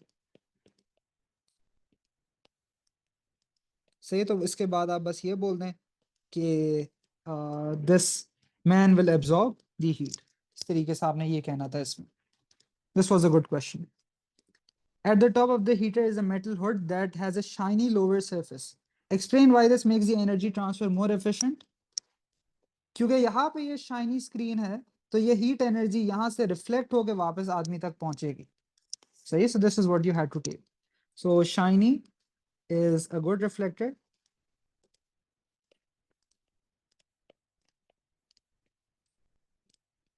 So आप ये कह सकते हैं कि it reduces energy loss। सही है, ये वापस से रीडायरेक्ट कर देता है हीट को towards the man. Man pulls on a black pullover. You can either talk about the black part, you can also talk about the pullover part। आप ये कह सकते हैं black is a good emitter। Sorry, in this case, it's about the man being warm। तो आप emitter नहीं कहिएगा, आप absorber कहिएगा, because now your job is to trap the heat। और पुल ओवर के बारे में आप लोग ये भी कह सकते थे कि भाई पुल ओवर है, so like all sweaters it has air pockets, so उससे वो कंडक्शन कैसे कम करता है, कन्वेक्शन कैसे कम करता है, दैट थिंग। वेव्स के बारे में भी again these are questions which are सीधा सीधा from the worksheet. I don't think there are many questions you cannot do if you've done all the questions in the worksheet. So deep to shallow, सही है. So if it's going deep to shallow, तो क्या होता है? As shallow as shorted. So wavelength कम हुआ, frequency को कुछ भी नहीं होता है. प्लीज खुदा के वास्ते ये जहन में रखिएगा. A lot of you made this mistake in the quiz as well. और फ्रीक्वेंसी को कुछ नहीं होता, वेवलेंथ कम हुआ तो स्पीड भी कम हो गई. So speed of the wave front decreases. Good. ये वाला सवाल मैंने बहुत ज्यादा एक्सप्लेन करके आप लोगों को कराया था. यहाँ पे कह रहे हैं कि it travels more slowly, frequency को कुछ नहीं होता. तो भाई अगर ये इक्वेशन है, अगर फ्रीक्वेंसी को कुछ नहीं हो रहा है और स्पीड कम हो रही है, इसका मतलब है वेवलेंथ कम होनी चाहिए. जितने भी आपको साइड व्यूज नजर आएंगे, साइड व्यू का मतलब है कि भाई आपको एक डिस्प्लेसमेंट डिस्टेंस ग्राफ नजर आ रहा है basically. So displacement distance graph में याद रखें कि peak to peak distance is the wavelength. पहले वो कम होना चाहिए एंड देन वो बढ़ना चाहिए फिर से as it returns to the region. So it's a. Amplitude of the wave ये नहीं है, इट्स दिस वन. ये भी वर्कशीट का है. Solid surface, wave goes east west, surface vibrates in north south. तो दोनों की डायरेक्शन परपेंडिकुलर हैं, सो दिस इज ट्रांसवर्स. ये वाला भी क्या है? This is 34. 40 से ऊपर 74 तक जा रहा है, सो 74 माइनस 40 विल बी 34. ये वाला भी सवाल किया हुआ है. इस तरीके का एक सवाल टेस्ट में भी था. फर्स्ट एंड थर्ड क्रेस्ट का मतलब है this is two wavelengths which is 60. So lambda is 30. 12 wavelength 10 second. So एक वेव को कितना टाइम लग रहा है? आई थिंक इसमें this turned out to be 1.2 because of 12 over 10. सो 1.2 दोनों को मल्टीप्लाई करें, यू गेट 36. इसका आंसर एम्पलीट्यूड, क्योंकि वेव जैसे अपनी एनर्जी ट्रांसफर कर रहा है उसकी खुद एनर्जी कम हो रही है, तो उसका एम्पलीट्यूड भी कम हो रहा है.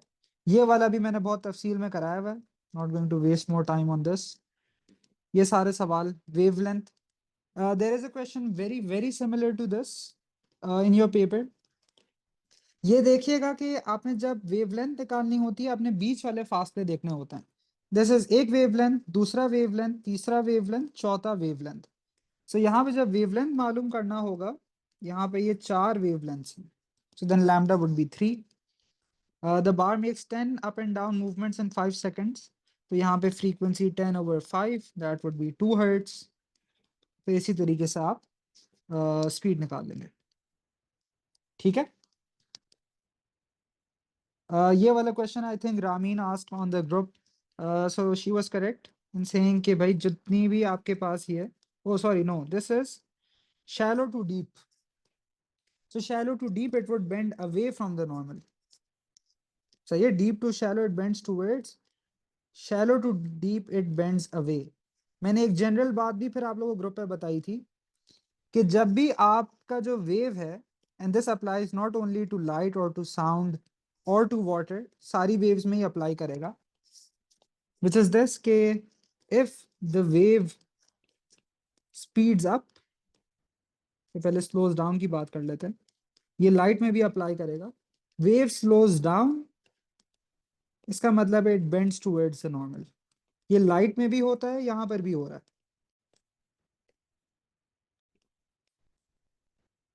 सही है. यहां पे ये डीप में तेज होता है. Shallow is S H shorter, lambda कम होता है तो स्पीड कम होती है.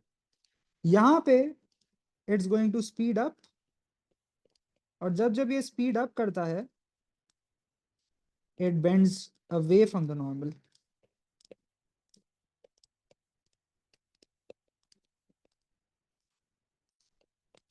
से इस केस में नॉर्मल कुछ यूं होता, it would be like this.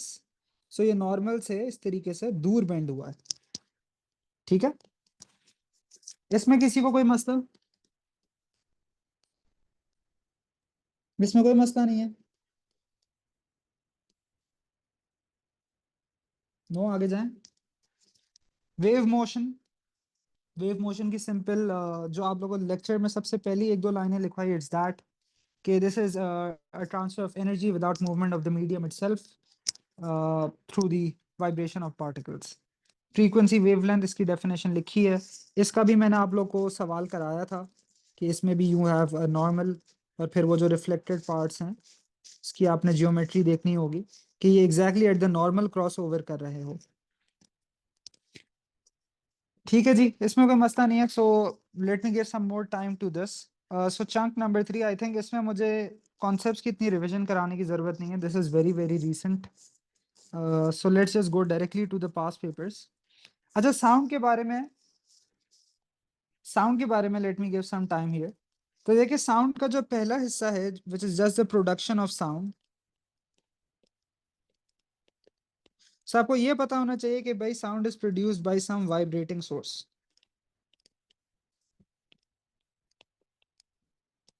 फिर आपको ये पता होना चाहिए कि साउंड इज लॉन्गिट्यूडनल, और लॉन्गिट्यूडनल को how you represent it in terms of compressions and rarefactions वो पता होना चाहिए।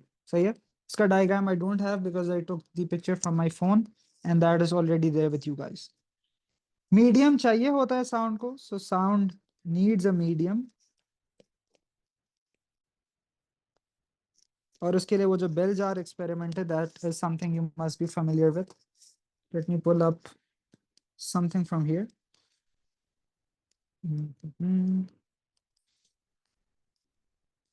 ये वाला जो एक्सपेरिमेंट है, so the bell jar experiment, इसके outcomes and what this involves. ये एक्सपेरिमेंट की शक्ल आपको पता होनी चाहिए, इसकी ऑब्जर्वेशन क्या है। ऑल्सो यहाँ पे कहीं, ओ नो, यहाँ पे कहीं देर इज, हाँ, ये वाली चीज।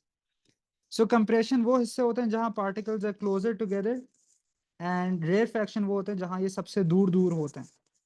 सही है। जहाँ पे ये सबसे करीब होते हैं वहाँ एयर प्रेशर सबसे ज्यादा होता है, जहाँ ये दूर होते हैं एयर प्रेशर सबसे कम होता है। Let me also pick this up कि मैं आप लोग को बाद में ये भेज सकूं।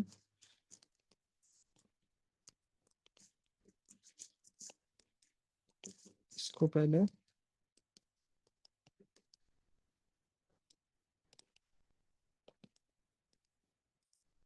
चाहिए ये चीज। सो ये हो गया, साउंड की मीडियम की बात हो गई। अच्छा, नाउ समथिंग एल्स, और ये सब इट्स वेरी वेरी इजी, एक एक लाइन की चीजें हैं। आपको ऑडिबल फ्रीक्वेंसी रेंज पता होना चाहिए ह्यूमंस का। ये होता है 20 हर्ट्स टू 20,000 हर्ट्स, और 20,000 को कभी कभी 20 किलो हर्ट्स भी लिखा जा सकता है। सो इससे बस घबराइएगा नहीं। सो इसका मतलब ये, और ये सीधे सीधे एमसीक्यूज आएंगे, वो आपको बोलेगा भाई ऑडिबल फ्रीक्वेंसी बताओ, just need to know these values. अगर मैं नंबर लाइन के तौर पे समझाऊं, so this is 20 hertz, this is 20 hertz, ये सारा हर्ट्स में चल रहा है। This is 20,000 hertz. 20,000 से जो कुछ ज्यादा है, 20 से जो कुछ कम है, इसे कहते हैं इंफ्रासाउंड। और जो कुछ 20,000 से ज्यादा है दैट इज अल्ट्रासाउंड, बस, नथिंग एल्स। सही है, इतना सा। देन सम एको प्रॉब्लम्स आपको आने चाहिए, विच इज के बेसिकली अगर आवाज कहीं से टकरा के आ रही है। लेट मी, अच्छा इसको मैं नहीं हटा सकता, चलें खैर। Let me just cross through this. अच्छा जी, सो एको प्रॉब्लम्स जो होते हैं, so जैसे आपके पास सारी वेव्स रिफ्लेक्ट होती हैं, साउंड भी रिफ्लेक्ट होगा। एको प्रॉब्लम्स में आपको कुछ बेसिक चीजें आपके जहन में होनी चाहिए। वो ये है कि भाई अगर ये कोई दीवार है, अगर साउंड जा रही है, यहाँ से जाके टकराती है और ये इसी तरीके से वापस आ रही है। Actually let me use a proper diagram here.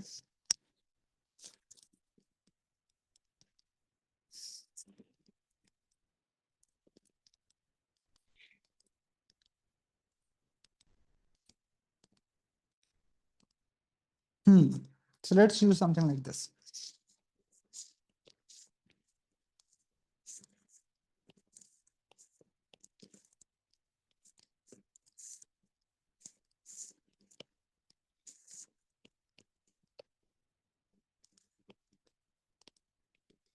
So यहाँ पे ये होगा कि भाई यू हैव सम डिस्टेंस, तो आपने यहाँ से कोई साउंड प्रोड्यूस की है, तो इस बंदे के हाथ में गन है and he has a stopwatch. सो इसने साउंड यहाँ से प्रोड्यूस की है, साउंड जाएगी दीवार से टकराएगी and he hears it back again. So आपको अक्सर ये होगा कि इसकी मदद से you have to find the speed of sound. Speed is distance over time, सही है।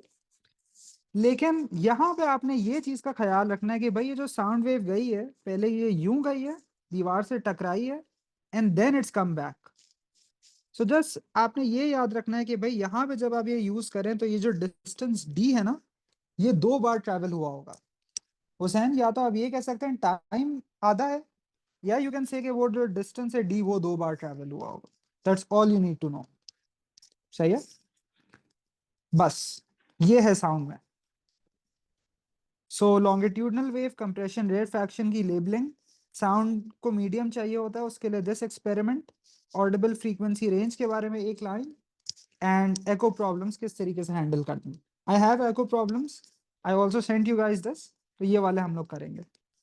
This question I have done in all sections in the same level of detail, कि जब भी आपने ये यूज करना हो हमेशा ये एंगल, ये फॉर्मूला यूज करें, sine of angle in air over sine of angle in any other medium, because this will then also help you with cases like this one, जहां से this light is going from liquid to another medium।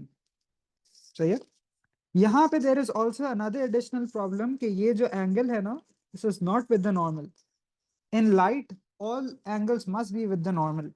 So यहाँ पे this angle is 58, so n is 1.4। no, CRO नहीं आ रहा, CRO नहीं आ रहा। Sin 58 over sine of angle in the medium, तो ये आपका एंगल ऑफ इंसिडेंस है basically, so it must be turning out to be 37। ठीक है। This question also have done in all the classes. सही है। इसका आंसर है कि if this is showing you a critical angle, तो याद रखें क्रिटिकल एंगल और टोटल इंटरनल रिफ्लेक्शन में it must be going from more dense to less dense. So एक्स अगर ज्यादा डेंस है, उसका रिफ्रैक्टिव इंडेक्स ज्यादा होगा देन डब्ल्यू। सही है। सो इट्स ईदर सी और डी। और एंगल ये वाला जो है, this is going to be the critical angle, because it's the angle of incidence which causes an angle of refraction of 90। so y is the critical angle।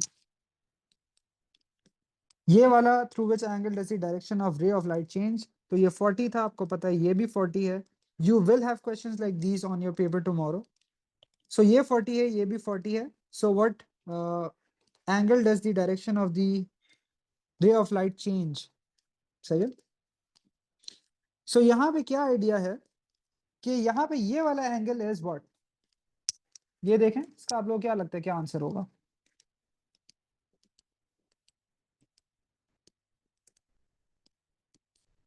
क्या ख्याल है। इसने ये नहीं पूछा है कि क्या एंगल ऑफ रिफ्रैक्शन है, उसने पूछा है किसके थ्रू चेंज होगा।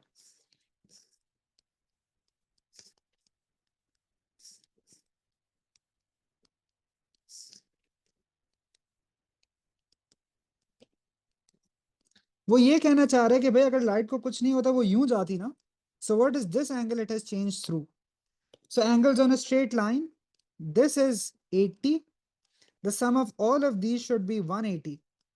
so if all of this is 80, so this is that angle that you need to find। so 80 plus x is 180, so this is 100। Hussain, ये समझ आया आपको। अच्छा, देखें उसने ये कहा है कि through which angle does the direction of light change. तो देखें ना, अगर लाइट का डायरेक्शन चेंज नहीं होता, यूं सीधा जा रहा होता ना, लेकिन इट्स एक्चुअली लाइक दिस। सो वो आपसे ये पूछ रहा है कि भाई ये कितना है। ठीक है। Now this is a straight line, angles on a straight line का सम 180 होता है ना। सही है. So if this is 80 and all of this is 180, so this must be 180 minus 80, which is 100. ठीक है, डन. आगे जाएं. अच्छा जी, ये भी किया हुआ है. दोनों एंगल्स आपने देखना नॉर्मल्स के साथ हों. Partial reflection and refraction. So more dense to less dense, it should bend.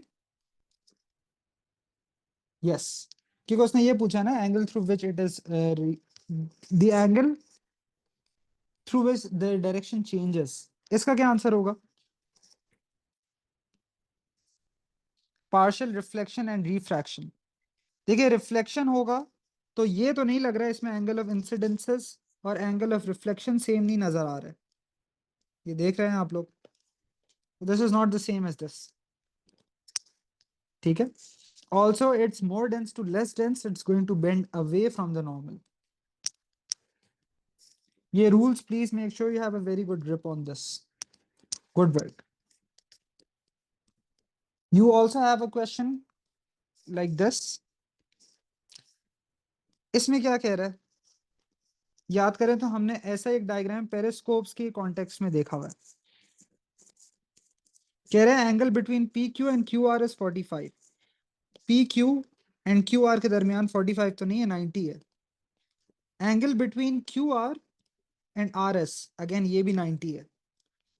Angle of incidence of PQ on mirror X is 60 degrees. PQ on mirror X ये निकालते हैं. अगेन अगर आपको वो डायग्राम्स याद है, you know this is not the answer, but still अगर ये 45 है, आपको पता है ये जो नॉर्मल बना है वो 90 होगा, सो उसके हिसाब से ये भी 45 होगा. And if this is the angle of reflection then this is 45.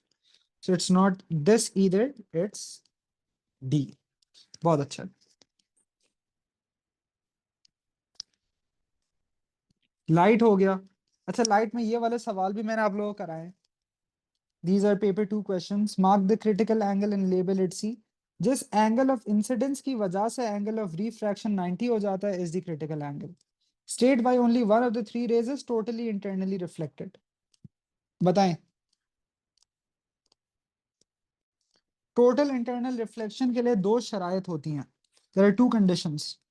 One is that it must be moving from more dense to less dense, और यही क्रिटिकल एंगल में भी होती है. बट एडिशनली, बिल्कुल, ओनली वन रे ऐसी है जिसमें angle of incidence is greater than the critical angle. Yes. Calculate the refractive index for water. तो ये भी बहुत स्ट्रेट फॉरवर्ड है. N equals sine angle in air over sine of angle in the other medium. Here it's water. सही है. So you'll just do sine 34 over sine 25, whatever this turns out to be. Done. Boom. Critical angle. N निकाल लिया होगा. So C will be, basically ये formula भी आपको पता होना चाहिए. This will not be given. Sin C is 1 over N. So C equals sine inverse of 1 over N. So पिछले part का answer sine inverse 1 over that thing. Ray of light, this is this. Mark and label the angle of incidence I. Again, with the normal. So I, this would be R. Continue the path of the blue light after it strikes the left side of the prism. So blue light is again going from more dense to less dense. It's going to bend away again. So फिर से away हो जाएगा. ठीक है. Refractive index of glass for red light is smaller. Refractive index of glass for red light is smaller than the refractive index for blue light.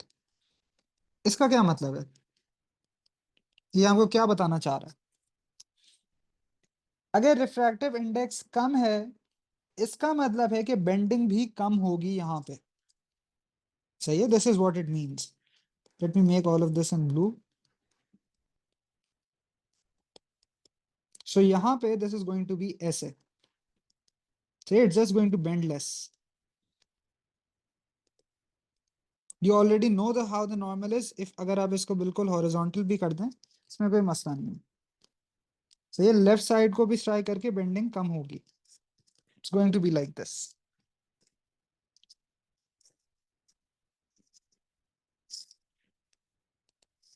ठीक है, done.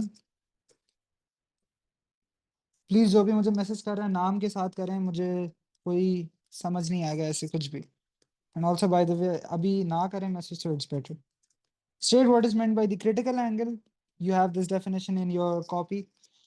The angle of incidence which causes the angle of refraction to be 90. ये जो भी हैं, specific heat capacity is not coming. Plane mirror का सवाल I think it's going to come up in a while. ये आ गया देखें। So a boy looks at the image of a clock in a plane mirror. याद करें आप लोग में से I think 10D वालों ने कोई मुझे ऐसे सवाल भेजा था on the group. Draw a ray of light from the clock reflected to the boy's eyes. So very easy. Should be a straight line like this. याद रहे कि rays object से बनती हैं towards the eyes. सही है? Figure 5.1 mark with an x the position of the image of the clock. आपको पता है जितना ये फासला होता है उतना ही ये पीछे वाला फासला होता है। सो क्लॉक का इमेज अंदाजन कहीं यहाँ बन रहा होगा, और अगर वो मुझे रे जोड़ने को बोलता तो मैं उसको यूं जोड़ता। ठीक है, this is also very important question by the way. You have something like this. State whether the image found by the mirror is virtual और रियल। It's virtual. वर्चुअल जब भी एक्सप्लेन करना होगा, this is how you'll explain it, because the rays appear to come from behind the mirror. ऐसा सिर्फ लग रहा है कि मिरर के पीछे कुछ है, लेकिन वाकई कुछ नहीं है। Done. Next 5.2 shows the image of the clock seen by the boy. The boy now looks directly at the clock. On figure 5.3, draw what the boy sees. Good question. How do we do this? याद है एक property पड़ी थी, image of a plane mirror which was laterally inverted, left right inverted. तो अगर आपको ये यूं नजर आ रहा है, and if you want to do this अभी जाके कर लें, कि अगर आप एक क्लॉक को रखें एक आईने के सामने में, how would the time change? क्या ख्याल है? लेटरल इन्वर्जन का क्या मतलब होता है? याद है मैंने आप लोगों को एक ऐसा डायग्राम बनाया है कि अगर एक एफ रखा हुआ है in front of a mirror तो पीछे यूं हो जाएगा। यस। अभी अगर यहाँ पे इस तरीके से क्लॉक हैंड्स हैं, सो वर्टिकल वाले को तो कुछ भी नहीं होगा, लेकिन ये वाला इस तरफ आ जाएगा। Please let me know if this is a problem.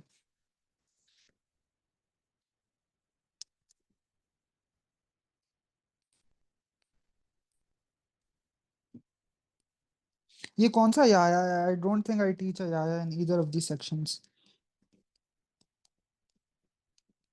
No, 12 वाला needle did not change.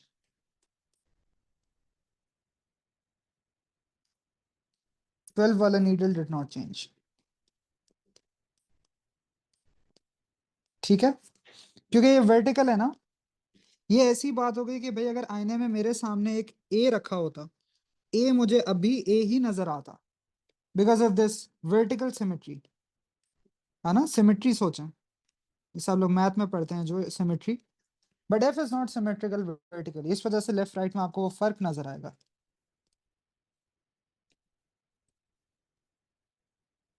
Any questions बच्चों? This was a tricky question, so पूछें अगर कोई मसला है तो। Let's go on to lenses. Lenses में भी ये अभी तो कराया प्लेन मिरर मेरे भाई, क्या चाह रहे हैं? So focal length of the lens कि ये जो रे है this goes like this. So ये वाला जो है this is the focal point, so it's L X. Action of a diverging lens, ये लाइट को बाहर फैलाता है, ठीक है। So which one spreads out light here?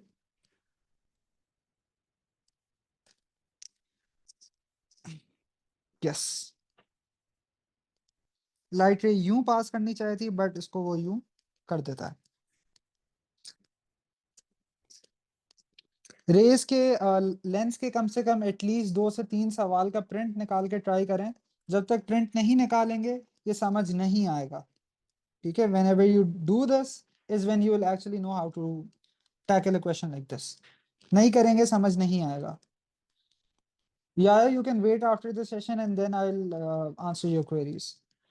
Dispersion and EM spectrum, red light come refract होता है इस वजह से क्योंकि वो स्लो डाउन भी कम होता है, सही है। These questions again we've done. इसमें अगर कोई सवालों में मसला है तो पूछें। You can leave out this one. Sorry, ये गलती से आ गया था, sorry for confusion. Ultrasound is not there. सही, सिर्फ ये पता होना चाहिए आपको अल्ट्रासाउंड 20,000 हर्ट्ज से ज्यादा जो है। Vib Gyor, so VIBGY, so BGY, blue, green, yellow. Which two waves are components of the EM spectrum? Sorry, you can also leave out this one. Transverse wave being refracted. Refraction कहाँ होगा इसमें? Infrared waves जब optical fiber में होता है ये total internal reflection होता है। Water waves hitting a barrier is also reflection. लेकिन जब आपके पास लेंस में कोई चीज दाखिल होती है that is refraction. ऐसा सवाल is also very very important with regards to the paper. So state the name of the component labeled. कह रहे हैं gamma है, X है, then there is something missing, then there is something, then there is something. So raging Martians, microwaves invaded, so infrared, Venus, visible light. So B is what? Infrared. A क्या होगा फिर? UV होगा और C क्या है? C is microwaves. Greatest frequency, smallest wavelength. जिसकी सबसे ज्यादा फ्रीक्वेंसी होती है हमें पता है, वेवलेंथ उसकी ही सबसे कम होती है, तो दोनों का answer is gamma. Explain how X-rays are used to produce an image of a broken bone in a patient's leg. ये सारा का सारा बहुत डिटेल में आप लोगों को लिखवाया हुआ है, सही है। All of this is done. अगर आप जाके देखेंगे अपने नोट्स में, so you have all of this with you. So मैंने जो बताया था कि भाई वो जो फोटोग्राफिक फिल्म पे जो डेवलपमेंट होती है, सो दैट थिंग, सही है। So let me still write out a answer for this properly. So मैं लिख देता हूँ, X-rays pass through flesh. So आप लोग वो अगर टिश्यू और क्या कहते हैं, if you want to write tissue and muscle, that also works. This is also fine. So X-rays pass through flesh, but not as much through the bone.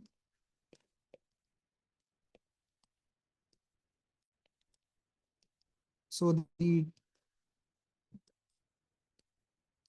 X-rays detected photographically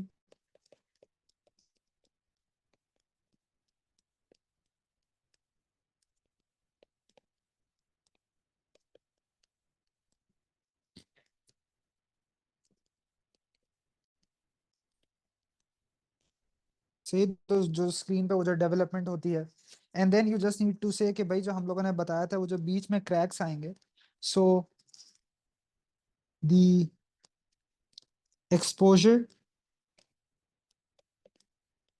जहाँ पे आपके पास वो वापस से एक्स रे से expose होगा, that is the black reason.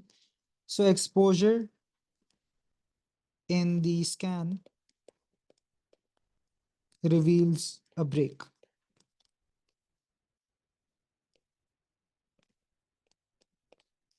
ठीक है। इसमें कोई मसला?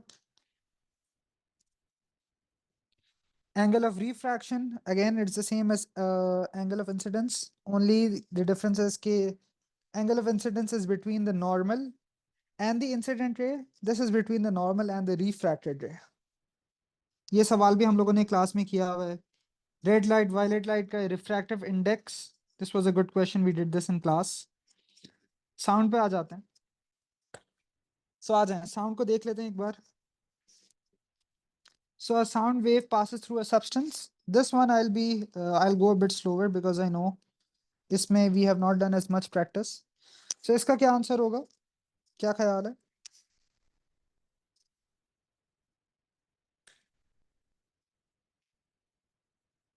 Longitudinal, or where the particles are closer together, is a compression.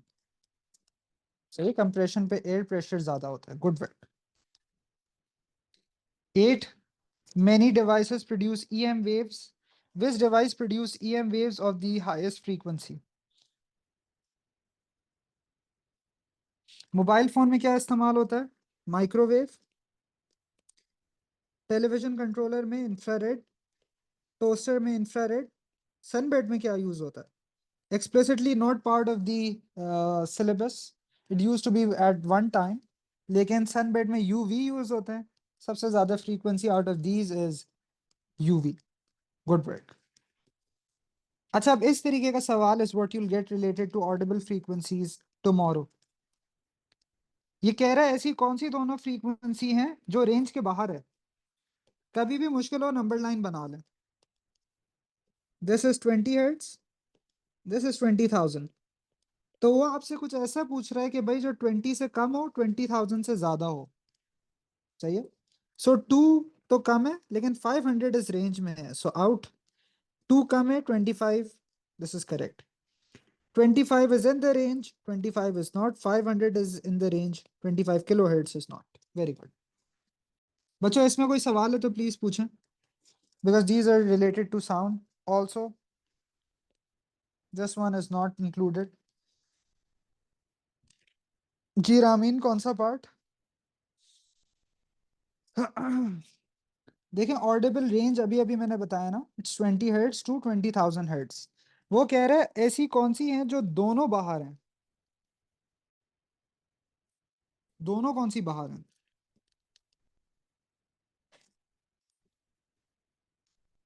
नहीं नहीं, एनिमल फ्रीक्वेंसी वगैरह के कोई सवाल नहीं आएंगे। That's just in the books for general knowledge. तो रामीन, 20 और 20,000 के दरमियान जो ना हो दोनों। सो ए देखें तो 2 बाहर है, लेकिन 500 is in the range. B में 2 भी 20 से कम है और 25 kilo hertz is greater than 20 kilo hertz. C, 25 is within the range. D, 500 is within the range.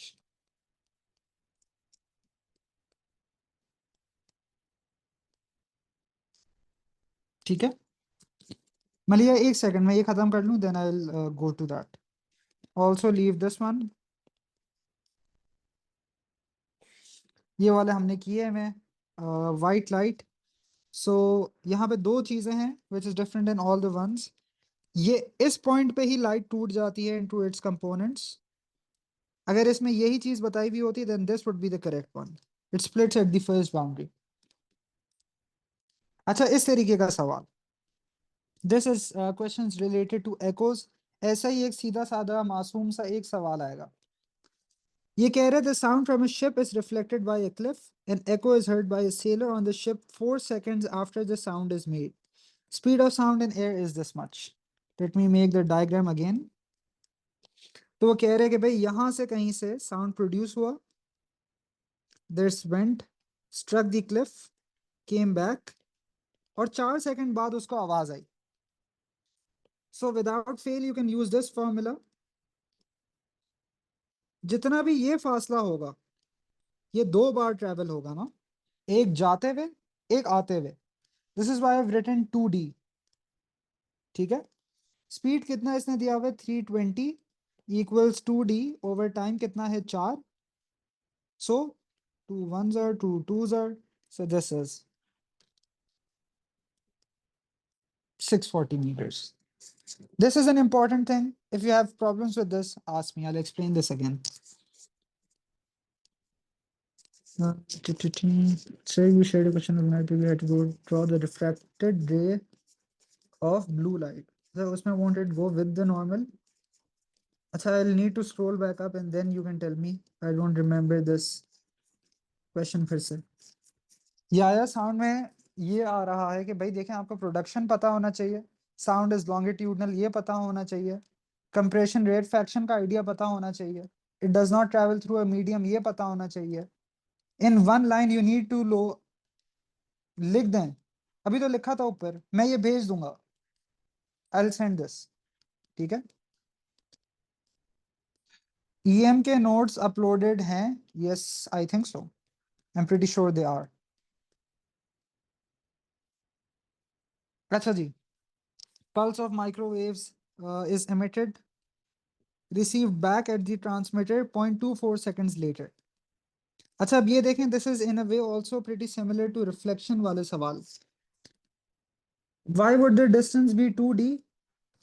The distance would be 2d because इसने जाते हुए d ट्रेवल किया है, से जब ये क्लिफ से टकराया है, और फिर वापस आते हुए भी d ट्रेवल किया है ना, this is why it's 2d। सही है, जाते हुए d, वापसी आते हुए भी 2d। ये जो 4 सेकंड है, अगर आप ये जुमला पढ़ें तो उसने लिखा है after the sound is made, this is when he hears the echo. तो आवाज जाएगी, टकराएगी, रिफ्लेक्ट होके वापस आएगी 4 सेकंड बाद, उतने में उसने 2 बार ये डिस्टेंस डी ट्रैवल किया। सही है। In a way this is also very similar. उसने कहा है कि एक माइक्रोवेव सिग्नल हम भेजते हैं on the earth surface, is send to the satellite in orbit, और फिर वही वापस आता है। सो यहाँ पे क्या है, यहाँ पे कुछ ऐसा है कि भाई हमने उसको भेजा है ऊपर, और फिर वो ऊपर से वापस आया है, सो वी सेंट इट, और फिर वो इसी तरीके से वापस नीचे आया है। Calculate the distance. सो यहाँ पर भी you will use something very similar, ठीक है। ये 0.24 सेकंड बाद वापस से आया है, तो वापस से एक डिस्टेंस डी जाते हुए, एक डिस्टेंस डी आते हुए। So you can use this again. So this is how you can find out this time. So v कितना है, 3.0 into 10 to the 8 equals 2 distance. Distance is what we need to find. और time कितना है, 0.24. So just rearrange, you'll find this. Microwave signal is used in a telephone system that produces sound. Waves are described as longitudinal or transverse. Some waves are also electromagnetic. तो microwave क्या है भाई? Microwave is transverse and it's also part of the EM spectrum. Sound is not transverse, not part of the EM spectrum. It's only longitudinal. What is meant by a compression? तो आप बोलेंगे air molecules are closest together, leading to the greatest air pressure.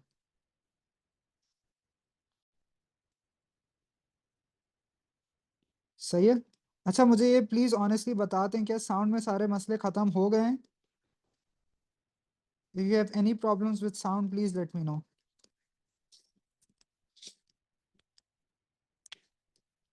अब देखें, ये वही सवाल आ गया।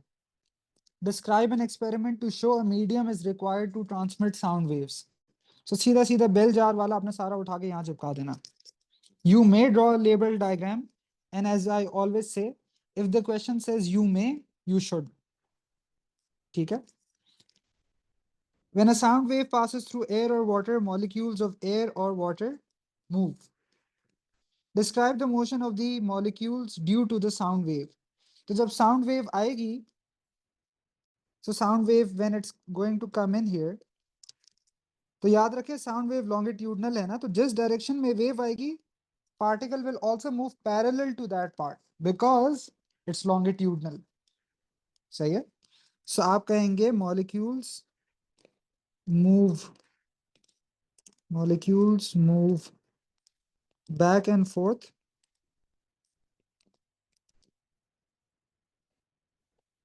parallel to the direction of wave motion.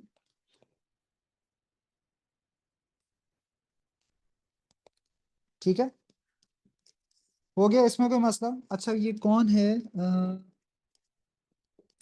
Yusra is asking about the bell jar. अच्छा जी, चलें बेल जार ले आते हैं।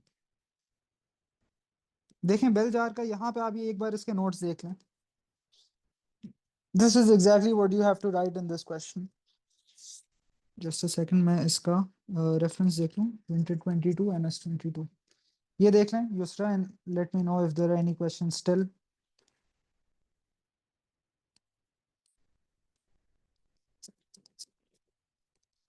So आपके पास क्या हो रहा होगा कि शुरू में जब आपने प्रेशर पंप को नहीं ऑन किया होगा, so you'll also hear the sound and you'll also see the gong striking the bell. Then what you'll do is कि आप प्रेशर पंप की मदद से आप इसमें से हवा निकाल रहे हैं बाहर. So you're extracting air from this. So Aahista Aahista क्या होगा कि आपके पास आवाज हल्की होती रहेगी. So the sound keeps getting fainter. और जब आपने सारी हवा निकाल दी होगी, this will be when you will still see the you will still see the gong hitting the bell, लेकिन आवाज नहीं आ रही होगी आपको. सही है. वो क्यों है? क्योंकि अब आपके पास यहाँ मीडियम क्रिएट वैक्यूम क्रिएट हो गया. सही है. Sound requires a medium. सही है. डन. ओके जी. ईएम के नोट्स के अपलोडेड नहीं है Haniya, is that what you are saying? अच्छा, I think it was to a previous part. Please upload the notes for sound. अच्छा चले, मैं करता हूँ उसका कुछ. What is meant by rarefaction? ऊपर अभी कंप्रेशन का लिखा था ना, तो आप बोलेंगे पार्टिकल्स कह दें या मॉलिक्यूल्स कह दें. In physics it doesn't make much of a difference. So particles are farthest apart leading to the lowest air pressure.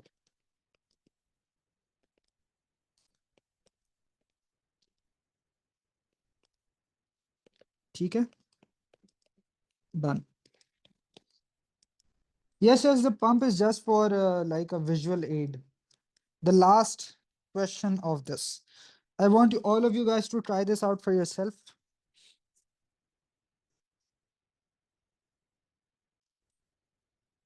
ये वाला खुद try करें. Give me a break so I can unwind. I've been talking for 2 hours straight.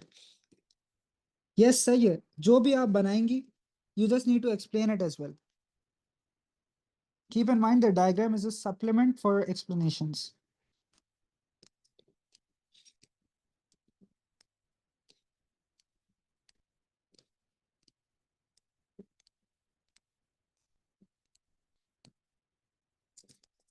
जल्दी से try करें और बताएं. What do you guys get? अच्छा, इसने यहाँ पे पूछा है वेवलेंथ सबसे कम होनी चाहिए. Use simple math. Lambda is what? V over F. If you want lambda to be as shorter as possible, how should the frequency be?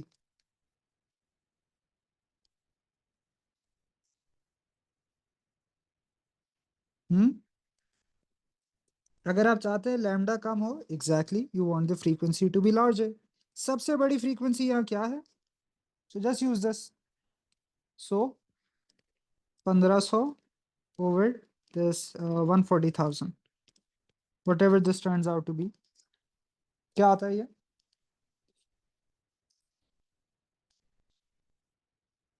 0.01 please ना लिखें. It has to be at least 2 SF. I think it's more. It's not exact.